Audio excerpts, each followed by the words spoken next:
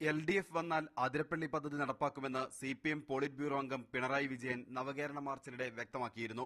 ഇക്കാര്യത്തിൽ CPI വിയോജിച്ചത് വിവാദവുമായി. അതിരപ്പള്ളി ഉൾക്കൊള്ളുന്ന ചാലക്കുടിയിലെ മുഖ്യ തെരഞ്ഞെടുപ്പ് വിഷയവും നിർദ്ദിഷ്ട ജലവൈദ്യുത പദ്ധതിയാണ്.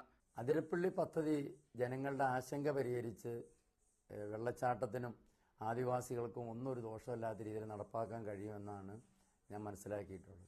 എന്നാൽ പദ്ധതി വേണമെന്ന കോൺഗ്രസിലെ പ്രമുഖ നേതാക്കളുടെ ആവശ്യം അംഗീകരിക്കില്ലെന്നാണ് UDF സ്ഥാനാർത്ഥിയും KPCC ജനറൽ സെക്രട്ടറിയുമായ TU രാധാകൃഷ്ണന്റെ വാദം. രാഷ്ട്രീയമായി UDFനകത്തും നിലപാടുകൾ വ്യത്യസ്തമാണെങ്കിലും TU രാധാകൃഷ്ണൻ എന്ന വ്യക്തിയുടെ നിലപാട് ആ പദ്ധതിക്കെതിരാണ്. കാരണം ചാലക്കുടിയെയും ചാലക്കുടിപ്പുഴയെയും നശിപ്പിക്കുന്ന ആ പദ്ധതിക്കെതിരെയുള്ള പോരാട്ടത്തിലാണ് ഞാൻ. പദ്ധതിക്ക് അനുമതി നൽകുവാനുള്ള കേന്ദ്രത്തിന്റെ നീക്കം ചെറുക്കുമെന്നാണ് BJP പ്രാദേശിക നേതൃത്വത്തിന്റെ വിശദീകരണം.